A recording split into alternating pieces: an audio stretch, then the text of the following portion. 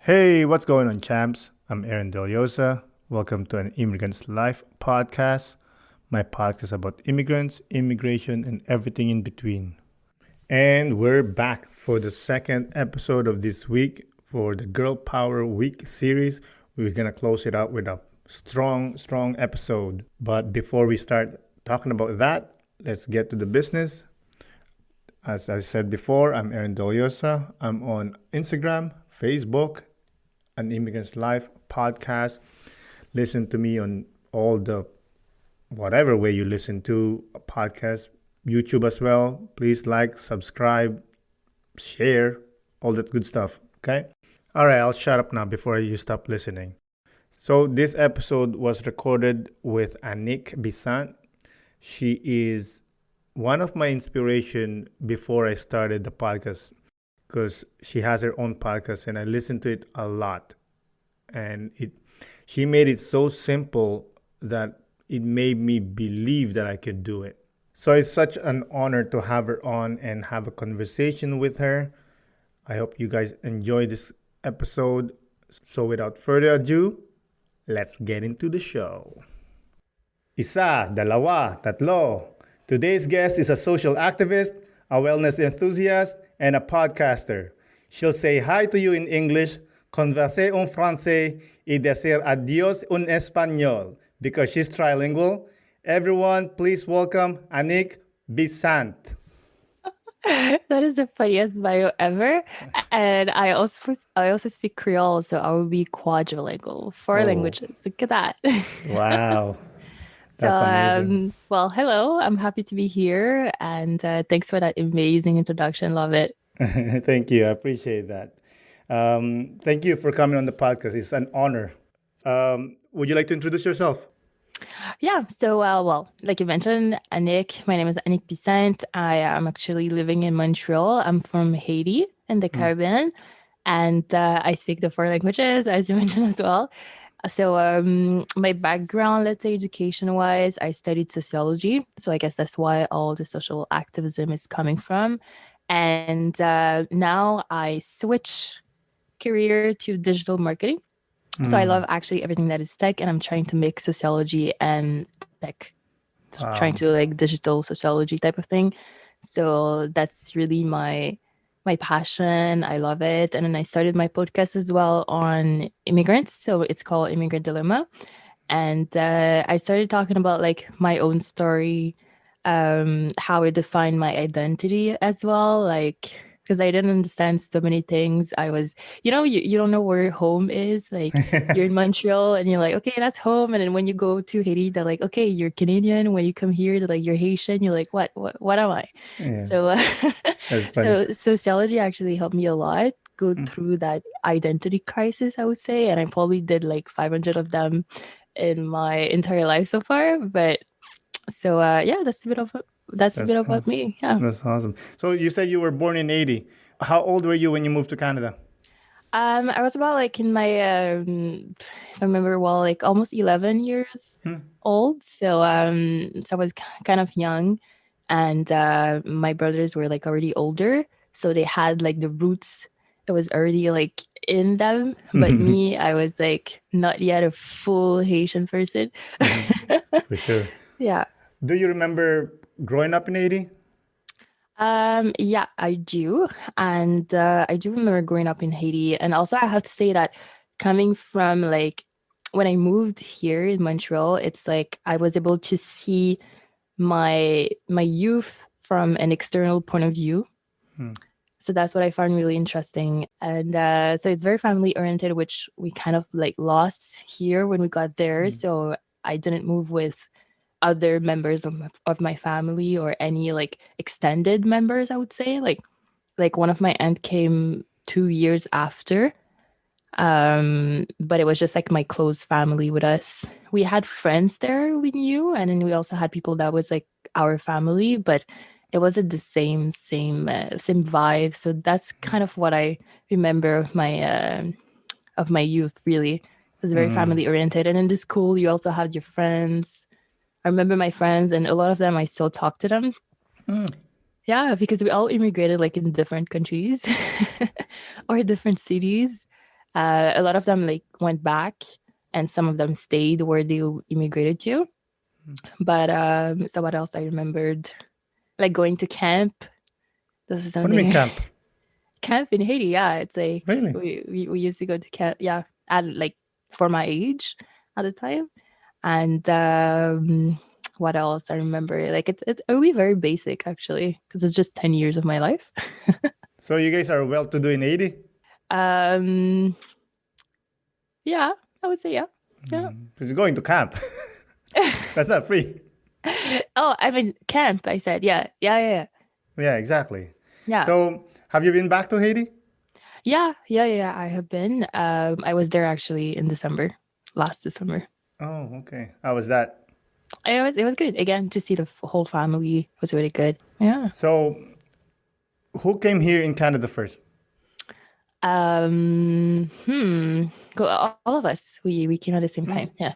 One shot, Yeah. the whole family. Yeah. Wow. What made the family decide to move to Canada? For us, for the children, like most of immigrant parents, they move for the children to have a better future. So especially for school, education, and so I guess since my brothers were much older, so they were already going to university as I was still young. So I just kind of come to. But yeah, that's real about it. And also like insecurity at the time. There was like a political crisis there. So that too pushed a lot of people. So there are a lot of like a second wave of immigrants coming from India. Oh, okay. So you're 11 years old, you're lost mentally and now physically. Yeah. How was that? Oh, a struggle. It was very much a struggle because you're kind of the only person that go through that, because like yes, your family immigrated with you, but they already had like I mentioned, their roots. It was already like their identity, like the roots of it was already made. As for you, it was not. So there was a lot of clashes. Like they did not understand. Even now, they still don't. Like they're aware of it, but they'll be like, "Okay, I understand," but like. They're like, yeah, we understand you, but like again, you can be stronger a little bit, like just let it go. And I'm like, you just don't understand. You mean like mental health? Oh yeah, and that's a topic as well, mental health in our culture. It's like it's taboo. It's like almost taboo. It's like you have a problem, something like you're not good, or I'm like, but it's okay, like but yeah, mentally I would say it's not helpful at all. Like I don't have the resources from Like you're weak if you have mental health for some yeah. reason. I mean, I shouldn't be laughing to that. Like it's a really good problem, a big problem. Like it's sad. And physically it's more like there's that connection. Like once you put your step like in the airport, when I go back to Haiti, I don't know if you had that feeling. It's like you put just your one step in the airport and you're like, okay, I'm home. Like you connect Oh, right away, even though yeah. you don't live there, but it's like I don't know if it's the sun, but It's the genes. It's that DNA. It's kicking in.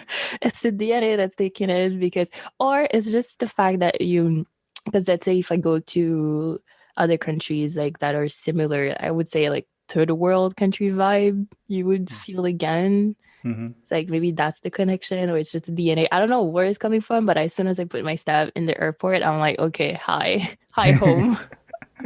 Yeah, it's just different. It's just, I love Canada. I love Montreal. I say it all the time on this podcast, but when you come back home, quote unquote home, it's different. It's there's a warmth inside you. It's like Yeah. eating a warm soup that your mom made.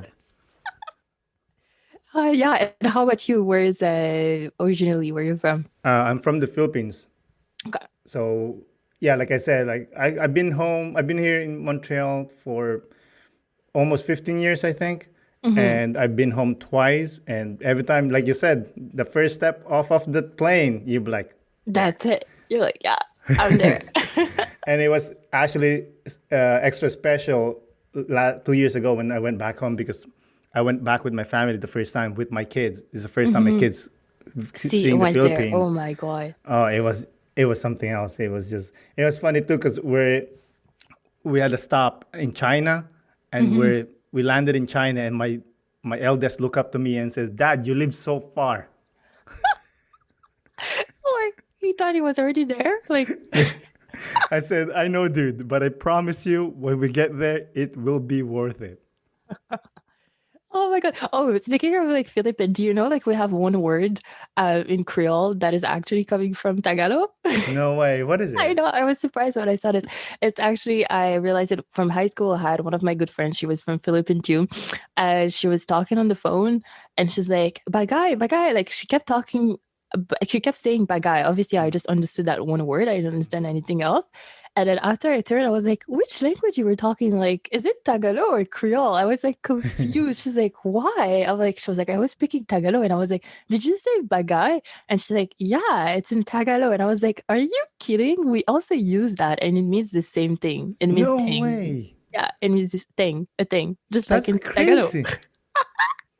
I was like so shocked. I was like, what's happening here? Like, I don't understand how my friend is talking Creole right now, but it's like not fully Creole. I was like, I'm confused. That's awesome. But to be honest, I have several Haitian friends, and I've learned that the Philippines and Haiti has a lot of uh, uh, the same things, like Connections? Yeah. connection. Yeah, like you guys, Haiti is called the pearl of the. I forgot the word.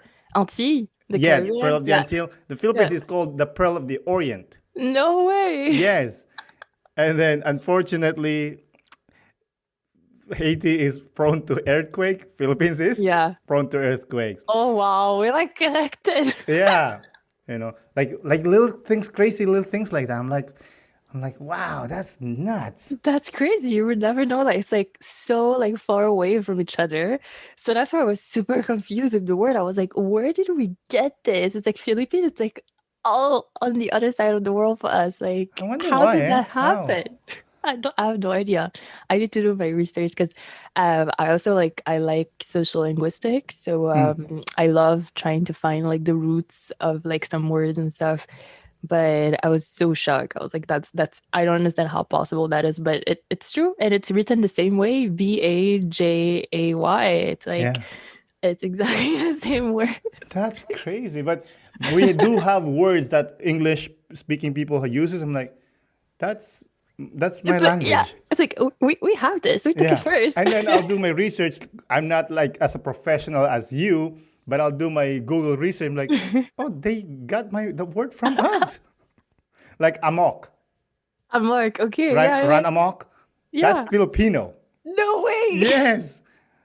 It means like you go crazy. You grab a machete and start, Oh doing wow. crazy shit. That is so funny. Like sometimes we're so connected, we don't even realize it. It's Exactly. crazy. So let's go back a little bit to your immigration story. Did you start high school here? Yeah, yeah. Well, I started high school I like half half. Yeah. So I started high school mostly here, I would say. I mainly did my high school here and then I went to CJAP. So when I came here, I went to a French system from France because it was like closer to our system. But also that was the school that took me faster than the other ones because I came in the middle of the year as well. So it was kind of difficult. It's like that random girl immigrant coming to your class like on April, like hi. And you're like the only black person in the class Oh, as no well. way. So that was a huge cultural shock. I didn't speak to anyone the first year, literally. I was You like, didn't have friends? well, I knew some people that were already in the school. So they were happy to have like another Haitian coming because I think they were like the five of them only. They were like five Haitians only, but they were not in my classes. And some of them were older, so we were just not in the same year. And then the other one was young. So in my class, I was the only one No and coming like in way. the middle of the year. And so I did the French system from France. And after I switched to CEGEP and I went to English because I really wanted to be bilingual. And I also had a lot of English, French, like Anglophone friends as well in my high school. So it's like, you left your own culture and you coming to like a country, but you're not even in the school of the country. It's like from France. So you can be confused. It's like That is I confusing. was learning more about France, and I was like, I'm not in France. Like, what's happening? So that's why I had a click. Like, I think 3 years after, I was like, well, I'm happy to have that education because it's good in the cultural part. Like, you're very cultured Hmm. once you do that education. But in the end, I was like, I'm not in France. Like, last time I checked, I was in Canada. Like, I was in Montreal. So I switched to CEGEP and I chose English because it was like very strategic. I don't know if it's like that with like Filipino parents, but like Haitian parents, like changing school for us, it's like very bad. It's like you're a bad student if you keep changing school. So I had to be strategic for it to let my parents like understand why I would change school, basically. Hmm. So if I was gonna go to my parents and be like, I'm going to another French school or in French, they'll be like, why? It's like the same school. Like we don't understand. So that's when you need to learn how to be strategic because there's a clash between your parents and you. They just don't understand your choices.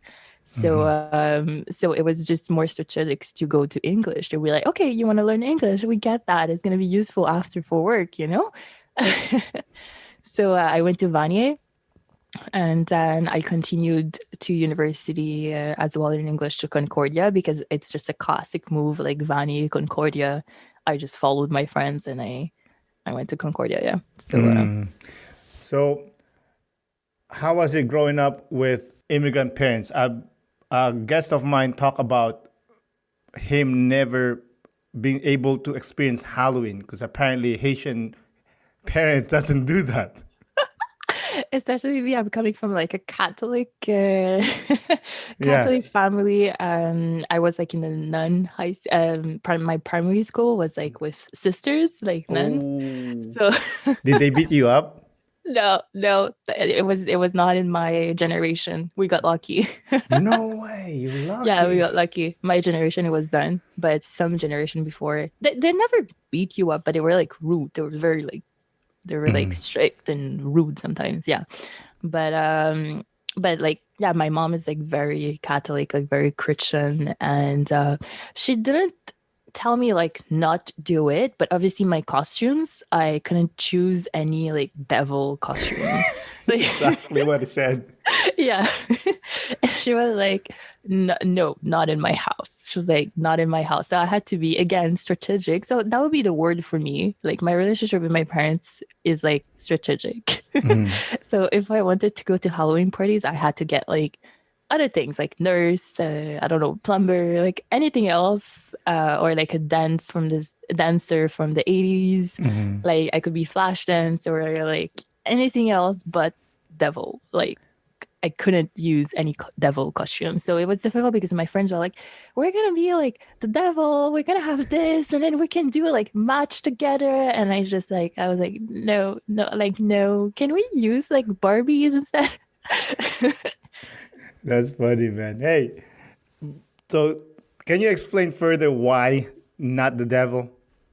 Oh, well, it's just the Catholic, like Christian, because it's like you're calling the devil in your house. That's how she portrays it, basically. I mean, I'm not gonna say it's just wrong. I'm probably gonna do the same with my kids. Like, because at the end of the day, there is a little devil part in the Halloween, like, but Yeah. it's like they're not wrong. But um, so it's more in that sense. It's just like now it became a super like commercial like holiday.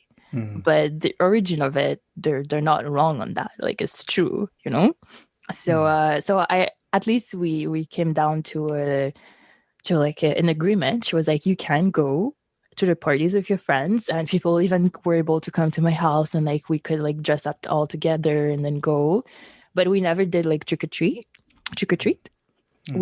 We never did that. And also in my area, there were also more Jewish people in my area, so they also don't do Halloween. Mhm. So that match. That so, helped. so we didn't have to do trick or treat a lot. But so the first time I did trick or treat was with one of my best friends from high school, like at her house with her little brother. So that's how I was able to get into the North American culture by having North American friends. So, but at least they were open with that. They were like, "We understand you want to go out with your friends and like fit in and stuff, but just don't forget these are your roots," kind of thing. Like, if you can find like a middle point, that's fine with us, and that's our rules. Like, not in our house. You're not putting any devil. Like, I don't want to see a picture on Facebook with. And my mom had Facebook too, so I couldn't get away from that. Like. I had to literally block her. Like, if like, no, and I was a good kid. I didn't want to go through like just all that calculation. Like, I'm gonna block my mom for that one picture. I was like, no. So it was fine with me. I actually never had any devil costume. Because of your mom, she'll beat the crap out of you. I know she would be mad. She would be mad. I never got beaten, but she would be mad. I guess with girls, they're a bit less. They're less on the beating part. I don't know. It depends on the family too. But for me, I got lucky on that side. But your brothers got it. Yeah. Yeah, they do. Poor dudes, man. But some of them look for it too. Well, I explained this to my kids, and I was telling them the story that when I was younger, I used to get beat, and they're like, I do things that I know I'm gonna get beat. Yeah, and they'll say you're aware of it, like you're gonna get it after. Yeah, well, they'll say, so why do it? I'm like, what are you gonna do? Sit on the chair and do nothing? You gotta live your life. They can understand the idea of beating. They're like, they don't. Yeah, they don't. They're like, why? That can you not just like? Why are you beating? Why are they beating you? I'm like, that's just how it is. What do you want me to do? It's a way of showing love. Yeah, that's what they say. Hey, love me less sometimes. You love me too much. Yeah, love me less sometimes. That's true.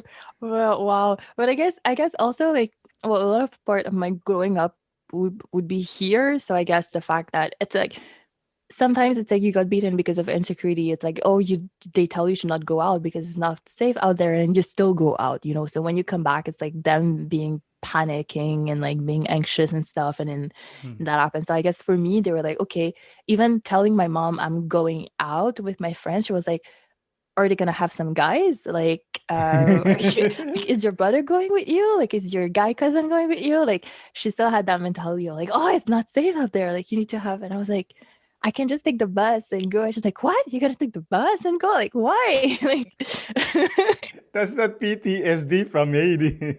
That's deep from Haiti because she just, yeah. So I was at the beginning, I didn't understand. I was like, why? She just cannot understand that I just need to take the bus. Like, she takes it to go to work. Like, I don't get it. And after I understood, it was really coming like from the roots, Because things could happen. Yeah, things could happen. Like, I don't blame them, but it's at least, can you calm down a little bit? Like, there's it's a little bit more free here. There's also that concept of here, you have more freedom here than like comparing to Haiti. Like, when you're young, if you want to go out, like, you need to at least have like your whole family with you. Like, so, always. So it's like kind of different, but like, I had to understand it like after. It took me some time to understand where she was coming from, because I didn't go out in Haiti because I was too young. So my real like night out was here in Montreal. So how was that? Do you have to hide your outfit before you go out? I feel like you know. Of course. No. I did a bit both. The thing, my strategy was to go to my friend's house and get dressed there. So and also we sleep there as well. So I used to sleep at my friend's house. And the but sleepovers for you. Sleepover at my friend's house. Lucky. Yeah, I got lucky. I'm telling you, I got lucky. But I had the good excuses. I was like, it should just live right next to the nightclub. Like, her parents gonna come pick us up. It's just gonna be easier. Like, you had to bargain. Like, honestly, I think immigrants' children like learn how to bargain. Like, oh yeah, we're good negotiator. We're good negotiators. So I was able to bargain that, but not all the time. Not all the time, like at least twice a month or something. I was lucky to get twice a month, but I was going to my friend's house to get dressed and yeah. But I think my mom sometimes used to check my backpack. Of course, she knows in and out. Don't worry about it. She knows everything. It's like you can't hide nothing from her. But thank God I was the same size as my friends, so I was able to take their dresses Oh, nice. once I got there. But at least, yeah, at least they because they understood that I wanted to fit in. I think the difference really with my parents is that they really understood that I wanted to fit in, and they also saw the impact of it, because it's like you don't want to be the loser in school, because you also want to go to the parties, and you're already an outsider by doing nothing. So I guess at least that they understood. They didn't want to add more things for me to be an even more outsider, because naturally I was already an outsider. Yeah, So automatic. yeah, automatically it's like you just get in the room, you're an outsider. It's funny, man. So you said you went for sociology. What is sociology? Well, it's a study of society, the really easiest definition to say, but there are different aspects of it. And I chose research, and so you just literally choose a topic, a social topic. So it could be, and every time you have the study of like people in a society or people in an environment, so you're going towards sociology. Like as of sociology, we don't study just the person, we study the person in the environment. So because we understand that their environment can affect their identity and who they are. So it's exactly like, let's say if you take immigration, like you are yourself based on what you learn in your environment. Let's say me growing up in Haiti would be two different person with me growing up here in Montreal, because the environment just affected a lot of my identities and the way I see things. So yeah, to really explain it quickly like that, sociology. But it's a huge field, obviously. There are different. There's also the other aspect of it for I have the word in French. Say it in French. Well, now even in French, I forgot. Wait, social worker. Okay, social work. Yeah. You have also the aspect of social worker. So like helping, more in the helping side, helping people, like more in that side, which I personally did not like. So I took the research part. That's awesome. So you said research. I want to ask you your opinion. You know how me from the Philippines, I like reading about history, but then I'll see books that are written by Caucasian people. Yeah. How do you feel about that? I feel very bad about this. I spoke about that in one of my articles once. It's like, can we stop having that colonial perception of our of our roots? It's like I'm not against it. I'm like, yes, you can have your perception, but not just that. Like even in sociology, it's not fully equal.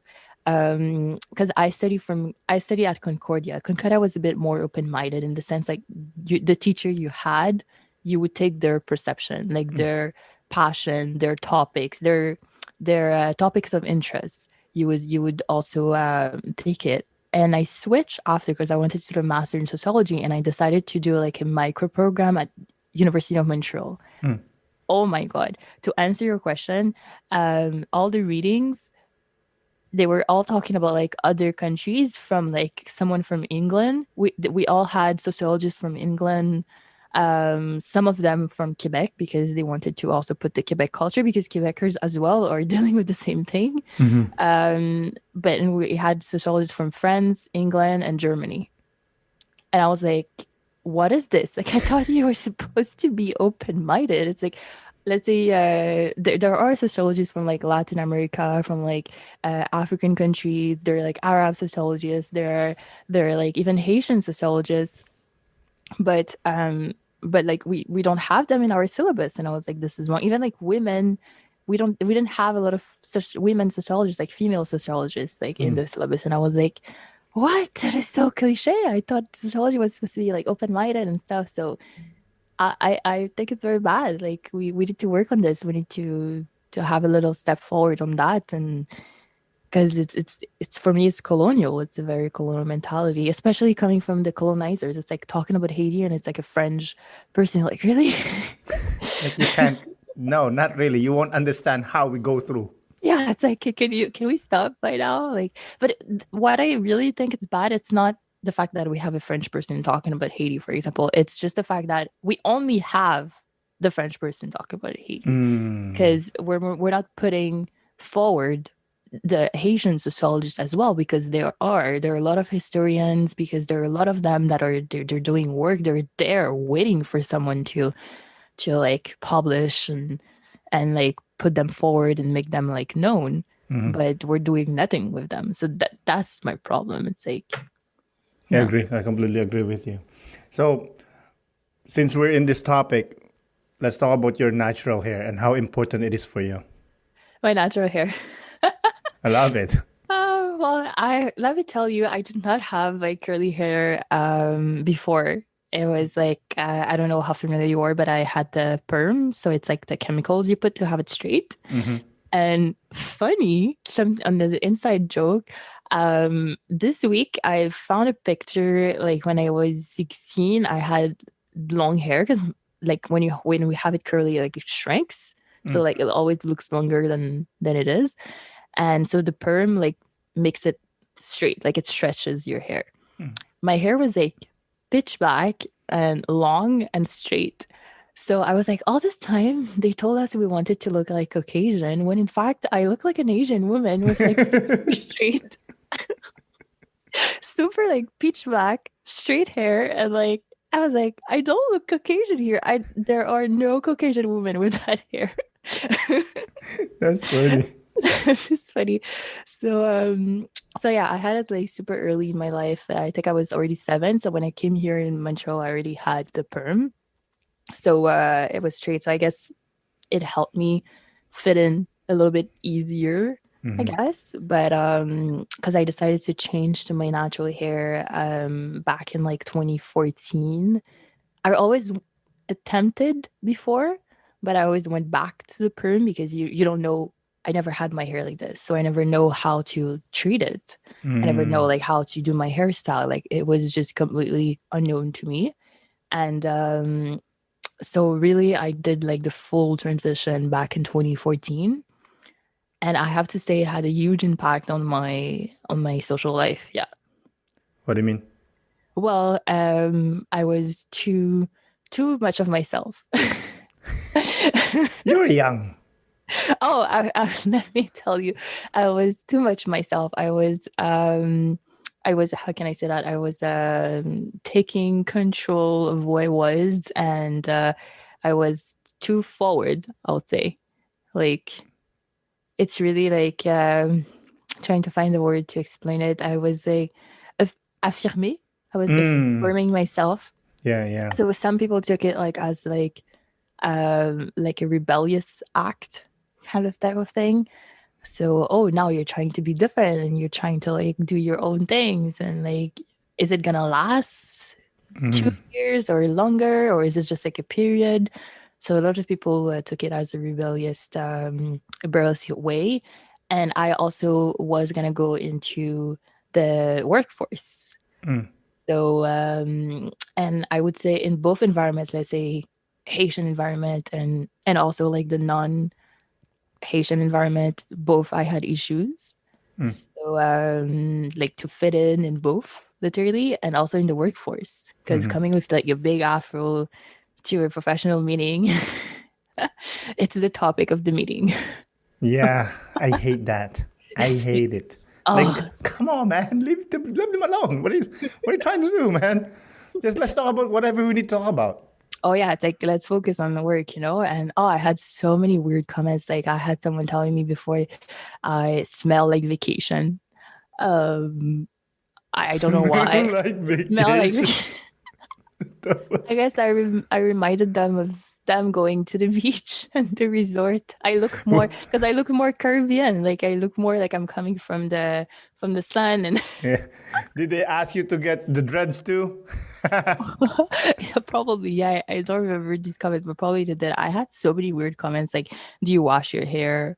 How do you wash it?" I was like, "With water and like shampoo."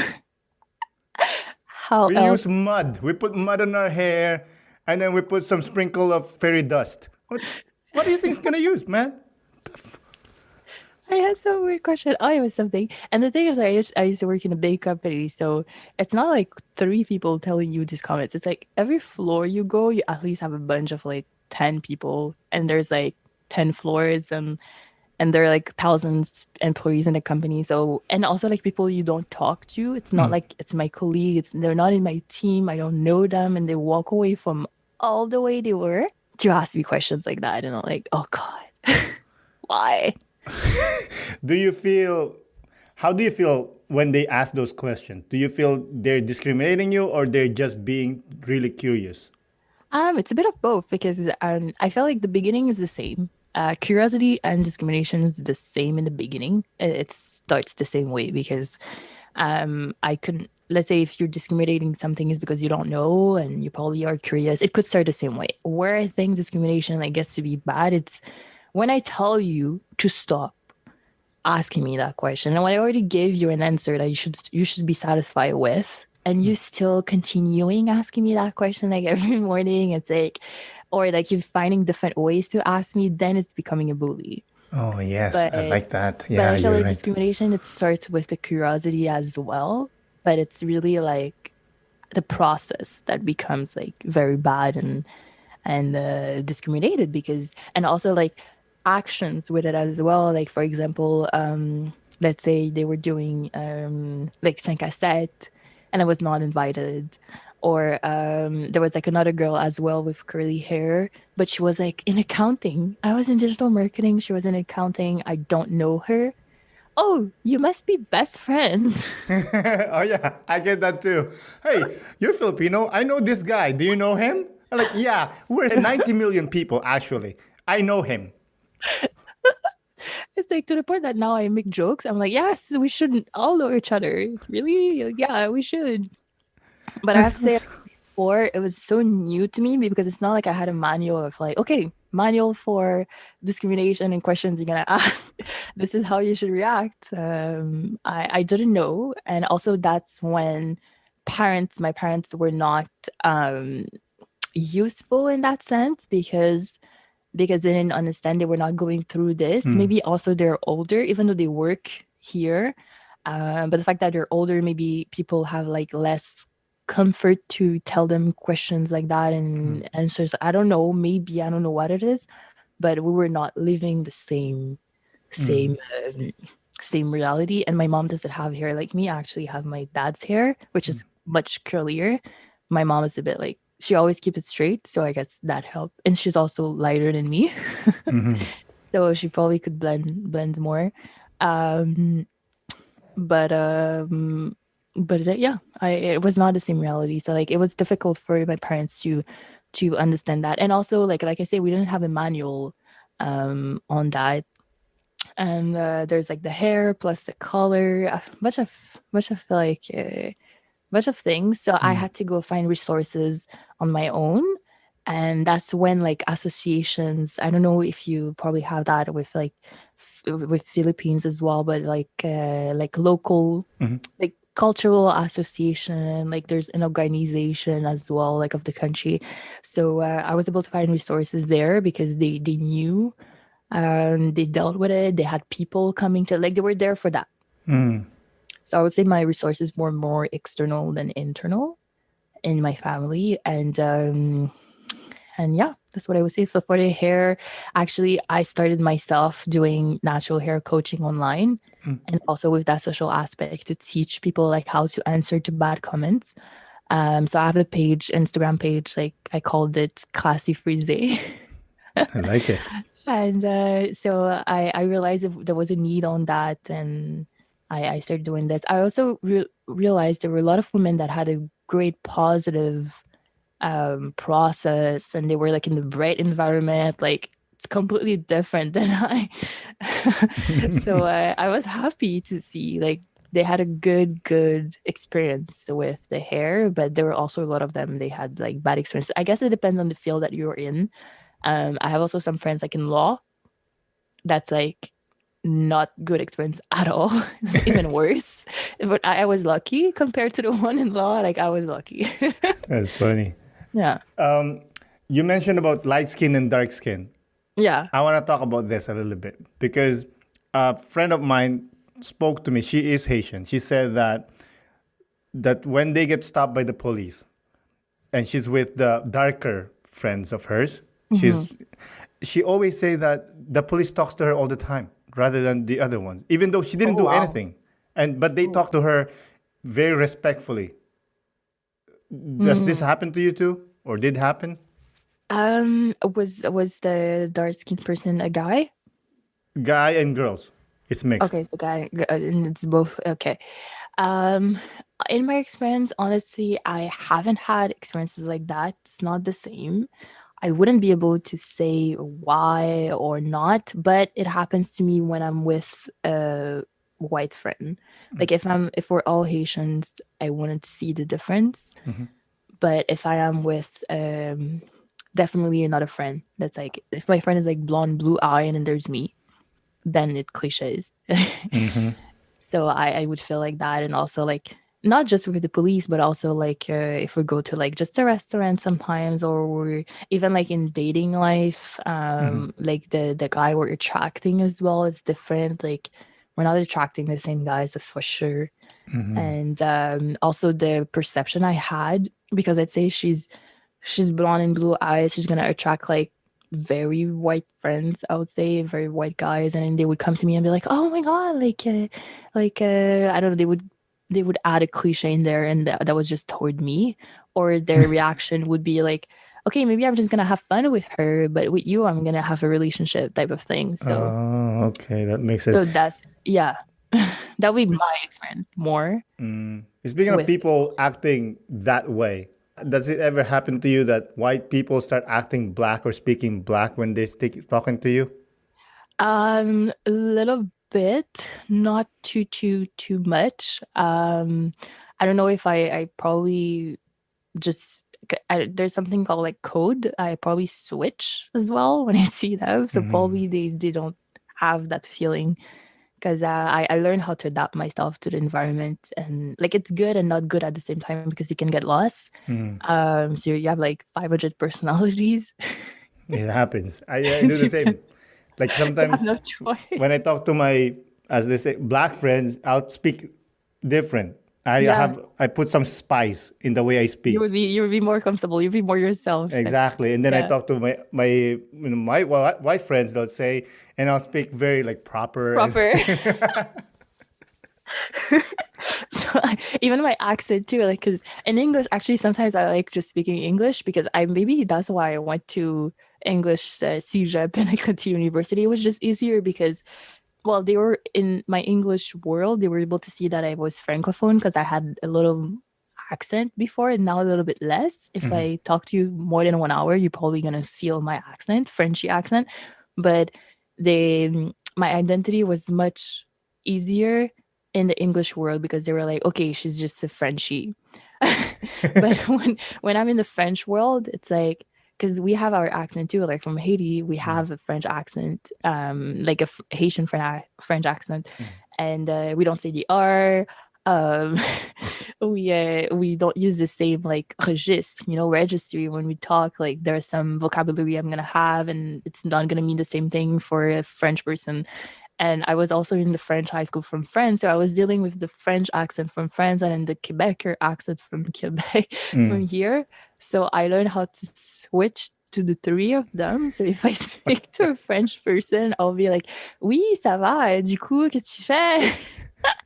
And then I switch to the Quebecer, like, "Yeah, mais maison, like, yes, comme on va faire ça, puis tout, ça serait cool." That's Like, awesome. That's pretty impressive. It's a it's lot pretty of work. impressive, but like horrible at the same time, because once I get home, then my Haitian parents said like, "Okay, Turn it down. turn it down now. This is not natural." My dad told me once, he was like, "I listened to you to like the radio because I spoke once to the radio and he was like, you changed your accent. Like, it doesn't sound natural. You gotta love those immigrant parents, man. They're the best. I was like, you don't get it. Because I feel like Quebecers sometimes could be annoying on that sense. Like, you understood what I say. Like, if I say like radio with my Haitian accent and I say radio, like, t'as compris, là. It's the same thing, okay? Leave me alone. It's radio for the love of God. It doesn't matter. You know what I mean? It's like, you understood what I meant, but it would be like, qu'est-ce que tu dis? Quoi? And it's so annoying because it's like the whole conversation is them saying quoi. Yeah. I think Like, they quoi? cannot accept the spice. When you Yeah. add some spice, you know? It's Too different for them. exactly. Like, come on, man. Like it happened to me, right? When I came here in Canada, I speak English, but with Filipino accent. Then I start trying to copy the Canadian English. And then most of my friends are Caribbeans, right? Okay. So when I talk to them, I still talk like, this is when I was starting. I talk to them like Canadians, right? And then they look at me like I'm stupid and they'll say, why do you sound like this? You don't sound like this, you know? And then I realized like, oh yeah, that's not me. So but I still kept that. But like I said, there's some words that I know I'm going to put some extra spice on that word. You know what I mean? To show you like, that's me. That's my Yeah. people, you know? But it's difficult to find that identity, like, because that's when, like, let's say when I went to Haiti in December, like, I have a little accent. They see right away that I'm not living here, and they'll be like, "Okay, you're Canadian," like, because of the accent. And when you come here, they're like, "Okay, you're Haitian." You're like, "Damn it! Can someone stop deciding who I am for me? Like, can you just let me decide who the hell I am?" But oh, I just swear. That's awesome. I uh, like what you said there because I I'm not a sociologist. I'm not a scientist. Okay, I'm just a guy that likes talking about a lot of crap. But I have a theory, not theory, but a idea that I call that a Bob Marley symptom because Bob Marley is half white, half black. yeah, yeah, Apparently, when he was growing up, if he hangs out with the black guys, they'll say, he's white. "No, Yeah, you're white, dude." yeah, He goes to the white side, they'll say, "No, you're black. Get out of yeah, here." yeah, yeah, So it yeah. was hard for him growing up because he didn't know Yeah. where to find himself. Yeah. And then there's not like a little bridge that could like connect both. So now I'm trying my best with like the accent to just keep one accent to not change it. I also have a friend, she decided to go see a orthophonist. I'm like, whoa, that's a lot. Yeah, you're pretty serious with this. So because I agree that with the Haitian accent, we don't pronounce well. Like if you don't know it, you might not understand. Like even yes, you can have an idea, but I agree. If you're not used to it, you might not understand. So we should just find a way to just have a standard accent and not even a standard accent. Like she pronounces well. You can still hear that she's from Haiti. You can still hear the Haitian accent, but she pronounces well. So I'm Exactly. trying to find like a standard way of speaking. So wherever I go, everybody will understand me. Yeah, that's what I did. I'll speak standard English, but when there's a word that comes up, I'm like, yeah, I'm gonna show you what's up. Yeah, exactly. Because it's also like it's in your DNA. You know, once you get comfortable, like it comes out. You can't Especially stop when you it. get mad. Yeah, when, when I get mad, it's like Creole comes out. Literally. A different person. So I Yeah, love talking about that, but let's focus on a little bit about wellness. yeah, Um, I heard one of a podcast that you did that you're talking about yoga and minority being not represented in yoga magazines. Can you talk about yeah. that? Community in the community too. Yeah. Yeah. First I have to say, like in USA, like it changes now. There's like much more minorities in USA, but in Canada, it changes like slowly. Oh, awesome. Um, but it's also like, yes, we can talk about like representation, also like the interests. But now I feel like it's getting better, and I guess yeah. So basically, that's what I would say. It's getting better, but there's that stereotype, like let's say, just for like it's just like it's a Western thing, like going to yoga. Yeah, which is weird because it's It's from weird. India. It's originated from India. Yeah. A lot of people don't know that, and they just think it's just like going to work out, or like, Really? yeah, Oh, yeah. It's wow. like all the girl from Westmount just going to yoga, or like I'm from Vancouver. Yeah, because if you type in like yoga on YouTube, you see white girls. Yeah, yeah, yeah. You need to be precise and be like black girl doing yoga. It's like it's sad, but like can you just mix it up? Like even YouTube with because I do SEO too, search engine optimization. Even on the internet, there is discrimination sometimes. That's Yeah. that's funny. But that when you say wellness, are you talking about like eating well as well or and mental health as well?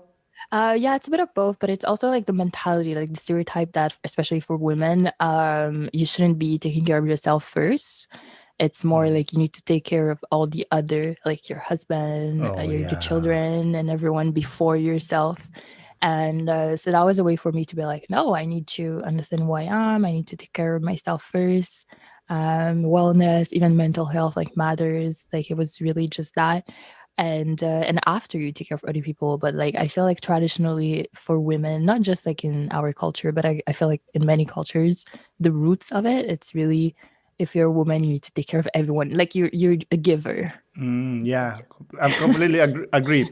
I remember this a few years ago when I was reading something about this, Hmm. and I saw like why men are more successful is Hmm. women has to go to work, come Hmm. home, make dinner, take care of the kids. I'm like, oh shit, that is right. Hmm. Yeah, it's like the guys just have more time to focus on his work. It's like yeah. So that's why like for example me, like I'm young and I'm like I don't have children yet. I want to do all my projects like now. Exactly. Like I'm gonna be in front of the computer like until like 2 a.m. like and everybody's like, what is wrong with her? And I'm like, you don't understand. Like, the clock is ticking. I need to do my project quick. That's funny. Do you still have time or you okay? No, I have to go. I have to go now. All Yeah. right, all right. Well, it's been a We can pleasure to do have you. ending, I guess. I'm sorry. Do you want to do like a conclusion or something? Oh, I was gonna talk about your podcast quickly, but Okay. is that Okay. okay? Yeah, that's okay. Okay, so quickly, I need to come out to you because before I started the podcast, I listened to your podcast a lot. I saw that. Thanks. I was like, I was going hard on him, like, man, like you inspired me, like, and I want to thank you personally for inspiring me to start a podcast. And if you don't mind, would you like to talk about your podcast and what is it about? Yeah, sure. Thank you so much. I'm very happy to hear someone telling me that they love my podcast because I have to say like it's not my friend's interest. I'm like on my own doing some podcast and everybody's looking at me like, what is wrong with her?